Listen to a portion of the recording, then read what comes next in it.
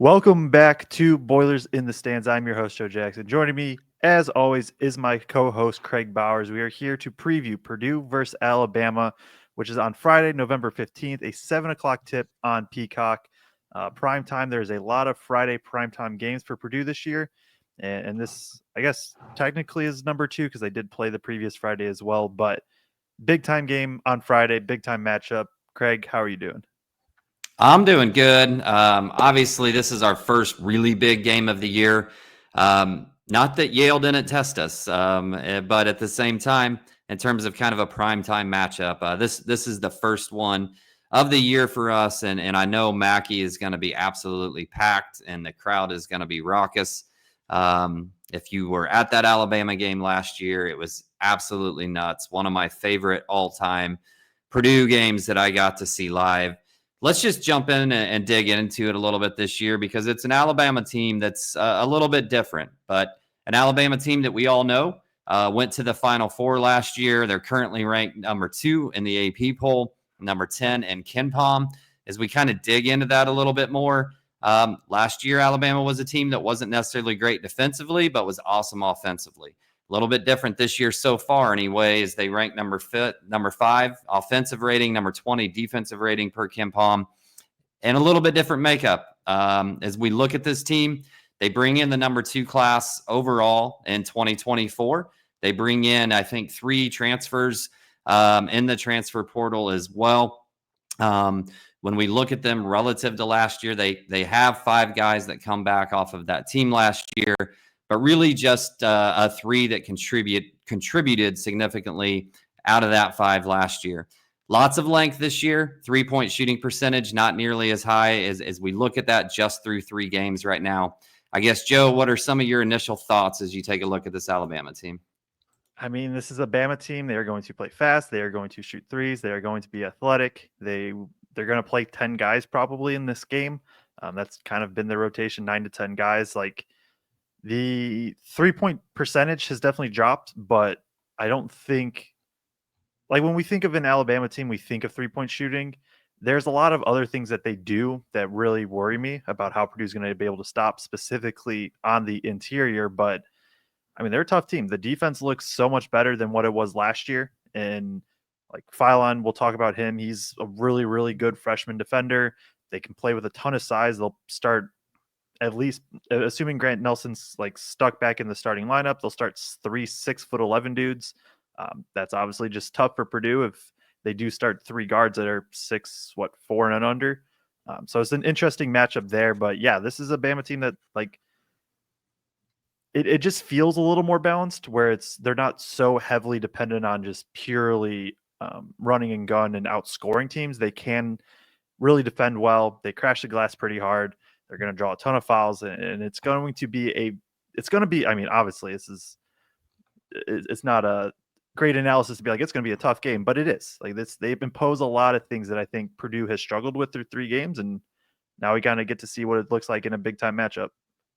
Yeah, and I thought just watching, I watched the entire McNeese State game. I watched a little bit of their game before that, and it just it looks like a different team, but they still play fast, right? When you look at their tempo, when you look at their pace, they're going to play fast. Only 2 guys on this team last year. What worried me, and I thought what just was so explosive about them in that game in Toronto, was that you felt like there were just guys all over the floor that could bomb away from 3. This year, as you look at it, you really only have Mark Sears and Reitzel that have proven that they can shoot over 33% in their college career. There's the great hope that Grant Nelson is going to be a great 3-point shooter, but he's only shot over like 33% once in his career over 5 years. And last 3 years, if you include this year, he's below 300. Haven't really seen it out of Holloway, who came out of high school touted as a really highly effective shooter, but hasn't shown it yet in college. So to me, it's more, obviously, we got to talk about Sears, right? Sears was second team All-American last year. Sears put up, 35 on us last year in Toronto, yep. I believe. 35 on 8 of 16 shooting. He's preseason All-American of the year. He's preseason SEC Player of the Year. He's a dude on offense. He's just a dude. But after that, for me this year, it's really more about their length and maybe how they could affect us on the glass and on the interior and defensively. Like you said, one thing that jumped out to me right away is this is not last year's Alabama's defense at all. Yeah. No, it isn't. And they're not like necessarily going to full court pressure and force turnovers that way. But they just have so much length that really, I mean, Amori, who Purdue fans are familiar with, even him, like he's their traditional center. It's not like Amori doesn't move. Like he moves well for his size still. Even if you want to, he's not like a stretch five or anything like that. But Nelson and Stevenson, they're both 6'11". Nelson's maybe not again like crazy quick twitch type guy, but like he moves still pretty well. Stevenson definitely moves well. Off the bench, they'll play Darion Reed, a 6'8" freshman. He's a pretty mobile freshman big, and he started 2 games as Nelson has come back from injury.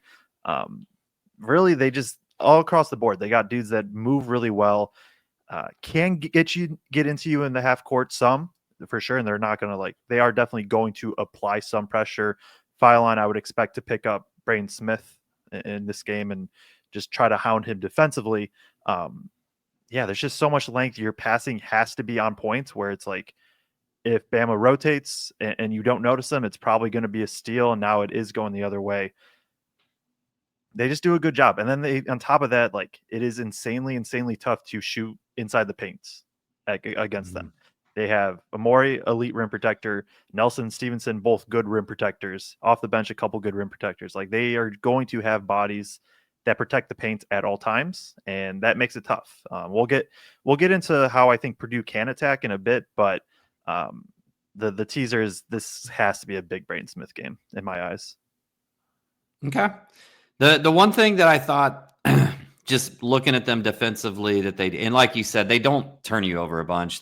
Last year they ranked really low in defensive turnover percentage. They also ranked really low this year in defensive turnover percentage, and you just didn't see it in any of the film that you watched. They're necessarily going to put a ton of ball pressure on you, and like you said, more get into the passing lanes, use their length to create the few turnovers that they do.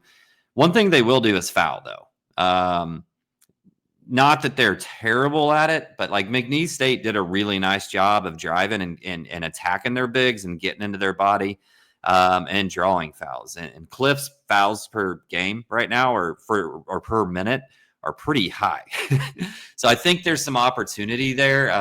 Some of that size and length is young, not Nelson and not Cliff, but some of the rest is. They still look maybe just a little bit slow from a movement standpoint and not really totally comfortable walling up yet and want to really attack the ball. And I thought especially McNeese State did a nice job of getting to the free throw line against them. I guess, do you want to dig into some of the players a little bit, maybe talk about their guard room first and then go to their bigs? Let's do it. All right. So I already kind of said my piece on Sears. If you got anything else to add other than the fact that he's a walk-in bucket, go ahead. There's going to be very few matchups where Purdue fans should be willing to admit that Braden Smith's not the best point guard on the floor. This is one of those very few where maybe you still think Braden Smith's better, and that's fine, but it's one of the few matchups where it's like, yeah, you kind of just got to give it to Mark Sears. He's that good. Insane range also. Like, whoever is on him has to guard him 30 feet out. Like, he will shoot, and he will make from there. All right. And Purdue fans should be pretty familiar with them. So maybe the rest of the group, like obviously the Purdue fans are familiar with Cliff too, so we can probably kind of talk about him short. But yeah, no reason to really talk more about Mark Sears to me. He's a walking bucket. The only thing I will say, he's not the greatest defender. He's probably the weak link on this team of the defenders in my mind. And basically the NBA feedback he got was at his size, he's going to have to figure out how to be a better defender. There were a couple plays in that McNeese State game where he just like, woof, he was out in space and a dude just cut right past him, never even made a move at him and got burnt. But absolutely insane on the offensive end for sure. Wrightsell's another guy that comes back from last year, shot 45% from three. He was not a starter last year, right? But got a decent amount of usage. I guess what's your read on him? Yeah, he's definitely another really good shooter. He is mainly going to shoot from three. He's going to be spaced out, catch and shoot from the corner, from the wing. I also think I like the defense from him. I don't think he's like as good as Phylon, who we'll talk about in a sec, but another guy that's just pretty athletic, going to shoot the ball really well. I think solid enough defender, and like he's a guy, yeah, that just he comes off the bench, but he's a really, really good sixth man, and at times will play starter minutes. That'll be the interesting matchup. Is right when he comes in. If they keep Phylon in, that's they're quote unquote small, right, with 6'1", 6'3", 6'4", that matches up more with what Purdue wants to do. So that part will be interesting to monitor. Yeah, and speaking of Phylon, I'm glad you brought him up because in terms of the new guys, he was the guy that jumped off the page most to me of any of them. Yeah. I know we talked offline earlier that you were high on Reed, but for me, Phylon's the guy that jumped off the page. I thought he was the one guy from a perimeter defense standpoint that I thought I would put at above average on Alabama's team. I thought he had some juice with the basketball too. And I guess what I mean by that is when he drives, he's got some wiggle to him. He can move around people. And this is just his third game. So to me, he's a guy that like that curve is going up right now, and it's going to go up significantly. It'll be interesting to see. This is his biggest environment, his biggest game that he's played in. Never know how a freshman's going to react in that standpoint. But I was real high on him in terms of all these freshmen in the number 2 recruiting class. He's like the 3rd or 4th, I think, ranked out of that group. In my eyes, he's the most ready right now. I think he's pretty elite defensively. I think I'm ready to call him that. He moves really well, unproven as a shooter, and I think even the scouting report coming in is like that's not a strong suit. But like you said, he can just get downhill, and he just does a good job of creating the space he needs. Like he is pretty shifty. He gets downhill. He finishes really, really well at the rim in small sample size, albeit. But yeah, I'm really, really like I'm gonna enjoy watching him play. Like I'm very confident in that. I'm with you. He's definitely the most ready right now. Reed, I think I would put second in that, but Phylon's a dude that like if he gets I don't know if that's the Braden matchup. He might just drive it into Braden multiple times just to see what happens. Yeah. Last kind of, I guess, from the guard room, and then everybody else essentially is a big on this team because they've got incredible length everywhere else. For me, is Aiden Holloway, transfer from Auburn, was a really highly touted kid out of his freshman coming out of high school. He was number 16 in the country, and he was pitched as a shooter, as one of the best 3-point shooters coming out of high school. But only shot 30% from 3 last year for Auburn. Kind of fell out of favor a little bit from Pearl and decided to go ahead and transfer to Alabama. Kind of just what I read up. I read up on him more because I was like, how is this dude number 16 in the country? And he already transferred. Quite a bit of talk about him maybe not having enough true athleticism to get to the rim and kind of became just a 3-point shooter. And then the scouting report was just don't let him shoot because he's not going to do a lot else to you. Not a great defender, maybe a good defender, I guess I would say in my mind. What was your view on him? Yeah, I think he's a quick point guard. He hasn't been tasked too much with like pure point guard responsibilities, just with how many minutes Sears is going to play. But I do think he has good facilitating to him. The shooting is like I think you have to respect it still for now, and or maybe you don't. And then if he starts hitting a couple, you do. Yeah, I mean, the example for Purdue is Fletcher Lawyer, right? What did he shoot? 33% his freshman year, something like that, 34%, and takes that big jump. It's not unheard of for that to happen. He's definitely the 4th guard out in this group to me. Like, he still plays a good amount of minutes. He's played 24, 10, and 16, but it feels like if one falls out at this very moment, it's probably him. Okay. It's kind of where I'm at. I guess. Yeah. I will say, they went small to where they were playing, I guess, 3 of these guys and then 2 of the bigs. So I guess their version of small. A few different times in that McNeese State game.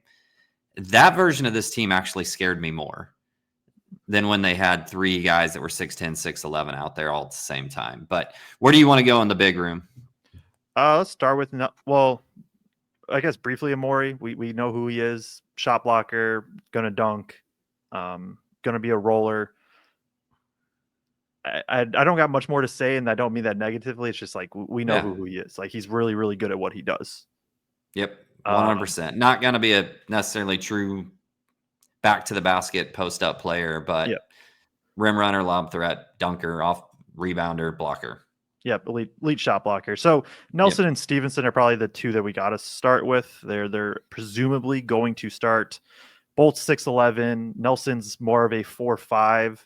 Stevenson's more of, I think, closer to like a 3-4. I don't view him as much as a pure 5. Start with Nelson probably because he's the bigger name, I would assume, out of these two, and he's a Yeah. guy that you kind of said off the top, like in theory he can shoot. The percentage hasn't been great, but at the same time, it's like he shoots well enough that you at least have to give it a thought of guarding him out there. He can drive and facilitate some. He's going to be one of the guys that will work in the post, can kind of do some booty ball if he wants. I also think defensively he does a pretty good job protecting the rim. He's not Amori level, but I think he does solid enough. He's just kind of a good overall player. That at 6'11", it's rare to find dudes that size that can kind of do a little bit of everything that he does.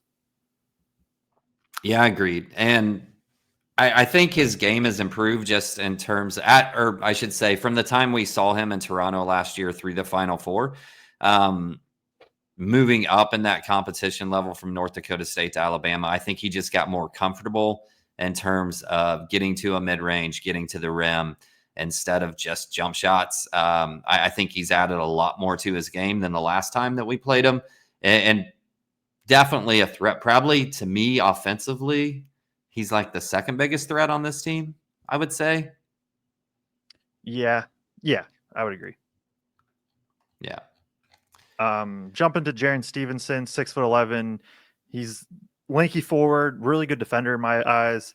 A very efficient scorer at the rim, not a proven shooter at all. Like he was 31% last year. He's 0 for 9 to start this year.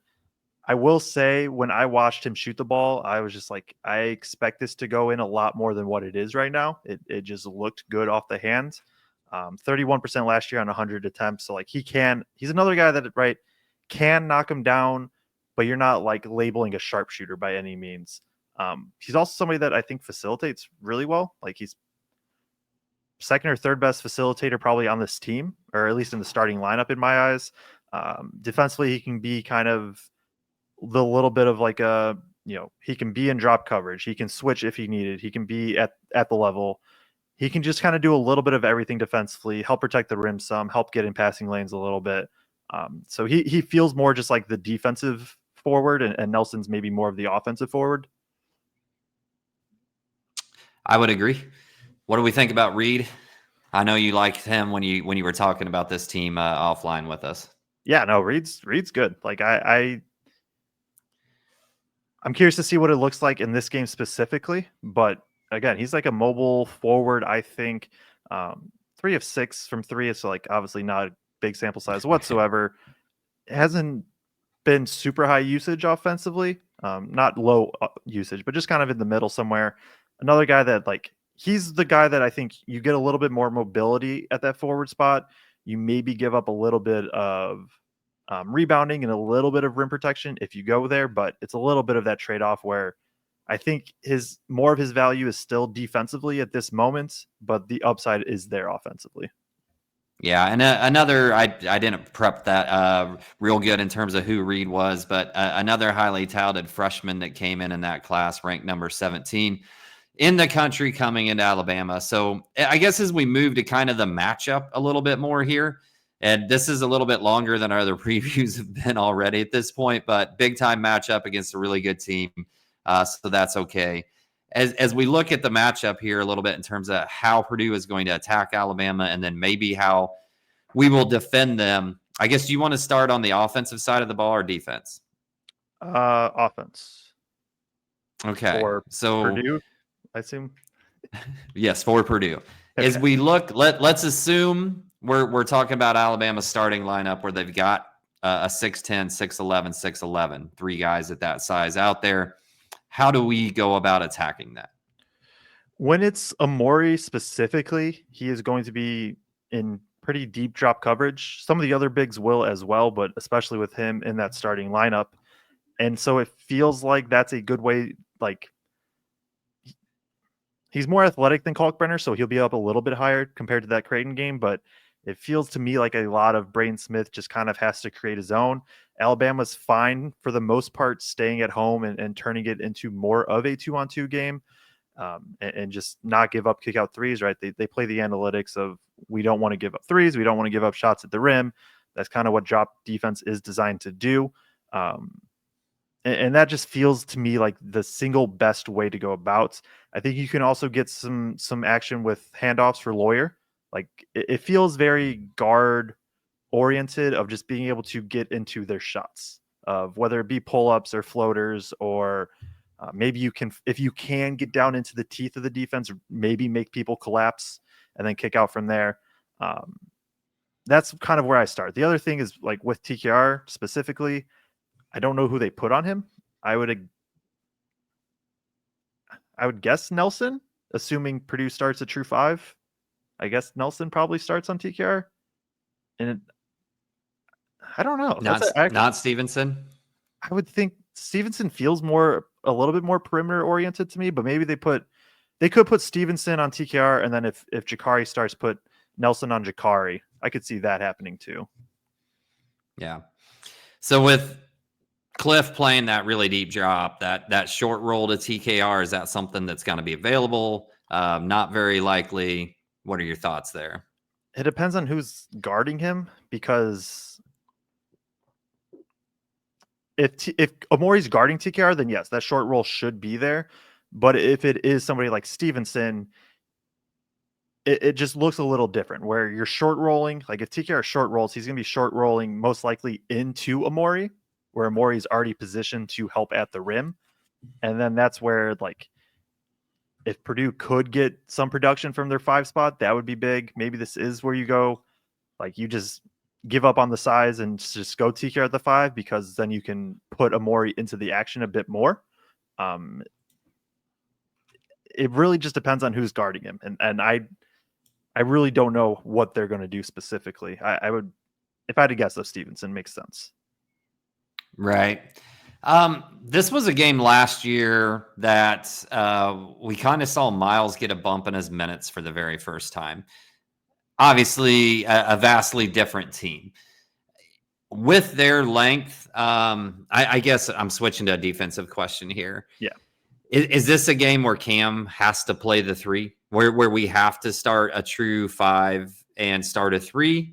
Or I guess on the flip side of that, from offensively, do you just say, screw it, if you're going to come at us with all that size, we're going to put Miles or we're going to put CJ out there and try to take advantage of that mismatch with a smaller, more mobile guard that can shoot against your 6'10", 6'11" guy? It's tough, because I've been going back and forth in my head about it. Like, if Colvin can play defensively against, like, Stevenson, then it makes sense to have him, of just trying to draw him out, make him run around screens, get a lot of shots, or even CJ Cox for that matter. And that makes sense, where it's like you have the ability to really attack. My concern is that it's just going to still be a lot of jumpers, but then maybe that is why you want Colvin or even Heidi to a degree. But like, flipping it to the defensive side, like, can you get away with Lawyer on most likely Stevenson in that starting group, right? Is the question. If you can get away with that, then I don't mind keeping Jakari in, so that way Jakari or CJ Cox, whoever it is, can pick up Sears full court and be the one that pesters him. And then you put Smith on Phylon and not have him tasked with as much as he would be if guarding Sears. On the flip side of that, though, if you say you start Heidi at the 3, Lawyer at the 2, to kind of match the size a bit more, generally Bama will rotate their right cell in, and now when they rotate them in, then they have 3 guards probably and 2 bigs. So if you start Heidi, now you can rotate also to Braden, Jakari, CJ, Miles, plus Lawyer, like one of those 3, and then Smith and Lawyer. So it's going to be a bit of a chess match. It's just also going to be like, what team blinks first if both teams are being able to, like, get what they want. If Bama's just able to use their size and just dominate, but Purdue's also able to make threes and make jumpers and spread them out. It kind of just comes down to is there going to be a coach that blinks first and makes the change? Yeah, I think Painter has the chance to do the funniest thing after everybody was like wanting to see the small ball all year and like not if and just thinking of like how Bama played last year versus how we played. If he sees that lineup out there with 3 guys at 6'10" or bigger and is like, all right, we're rolling the small ball. You chase us around. Let's see if you can keep up with us. I would I don't know that I want to see it necessarily. I don't know that it works, but I think it would just be the funniest thing in the world if that was the situation this year. This is kind of getting okay. There's one more thing I want to talk about with defending Bama, and then we can kind of wrap it up with the key points. So I'll save that one for that. But the other thing with this Bama offense is they shoot a lot of threes, right? And we've kind of talked, maybe they don't have as elite as shooters as last year. They get to the rim a ton. They are going to drive and kick and just keep doing it until they get the shot they want. Sometimes that does result in a kick out 3 from there too, but it is a lot of just they get downhill so much. They dominate the glass. And then they also do like they'll swing the ball across the perimeter. And if you aren't paying attention, they'll back cut you immediately. And Purdue has to be on point. Purdue's perimeter defense has been bad. Just straight up has been not good for 3 games. This is the biggest test, obviously, of the season so far. One of the bigger ones of the year, honestly, what they're going to be tasked with defensively. You have to be on point of being aware of where your guy is, where the ball is, also be able to be physical if you can and try to bump the cutters, bump some of these handoffs. It's a tough ask. It's a very tough ask, but that was the other thing that stood out. It's just like Bama will cut. Bama is free flowing. And that's going to cause a lot of movement on the perimeter for these guys. Yeah, and we're coming off a game where Colvin was in for defense. And for people who watched Purdue, obviously everybody on watching our show watched Purdue last year. If you would have said that before February of last year, January last year, it would have been a pretty uncommon thought. However, I distinctly remember in this Alabama game, he was in there down towards the stretch last year against Bama. And as we're sitting up there in media row, I remember Newbert turning over and going, Painter's subbing Colvin in for defense. Like Colvin is playing really good defense in this game. And we just saw him come off probably his best defensive performance of his career, to be honest. So it's going to be interesting to see for me how he decides to try to defend this team and whether that lends itself to Colvin minutes if Jakari and CJ are struggling navigating screens and just keeping track and not chasing, I guess. Yep. No, I'm with you there. And especially if Colvin can knock down some shots, because that transitions me to kind of the generalized key points before we get out of here. Rebounding and the interior defense, it just feels like massive point to me for Purdue.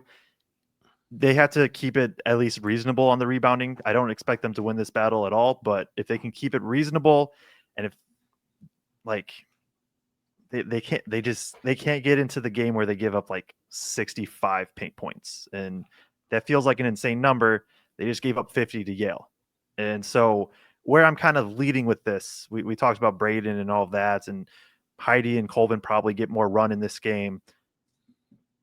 There feels like 2 distinct pathways for Purdue to win this to me. One of them is you play big and you just battle enough to keep it reasonable on the inside. You are probably the better shooting team, and you have a hot shooting night in Mackey and you win. And maybe that's in the high 70s, low 80s, something like that. The other way to me is you're just like, hey, we're not good defensively. We're not winning the rebounding battle. Let's just put out TQ at the 5 and see if Bama can stop us on any possession and win 99-96 and just basically be like, hey, you're going to have to outscore us and we'll do our best defensively, but offense is just going to be what wins us this game. If I were to guess, that's where I lean of where Purdue needs to go, of just like, we're going to just outscore you and we'll figure it out on the other end, maybe enough, rather than trying to play bigger and match the physicality.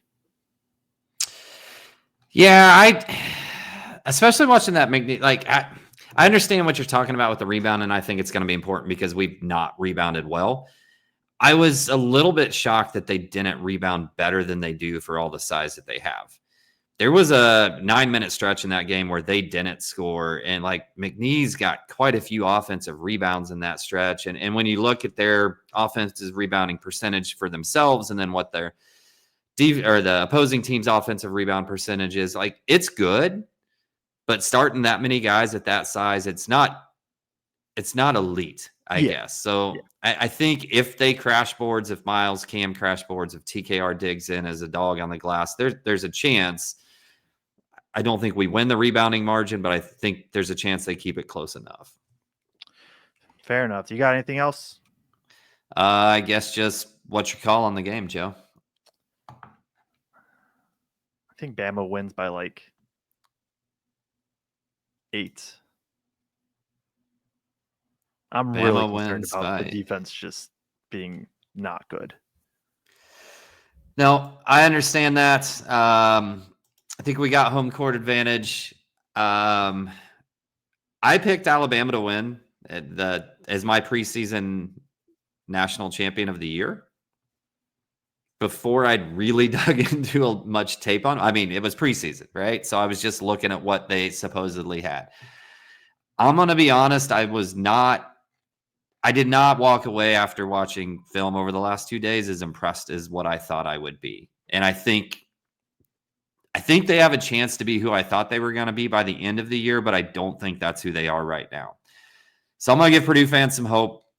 I'm going to say Purdue by 1.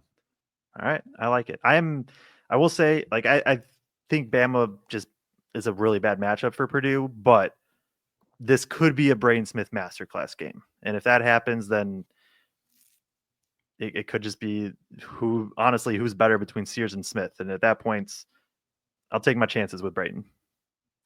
So this is more of a Braden gets 30 points than Braden gets 12 assists game to you. That's what it feels like to me, but Braden Smith's so good passing, who knows? Maybe he'll get both. Why not? Why not? 30-point triple-double. There it is. If that happens, we win. That's all I'm saying. So we'll be live. We'll be live. I was gonna say I've got nothing else. Go ahead. After the post-game show, if you made it this far, please like and subscribe. Turn on the bell notification. That will notify you as soon as we go live.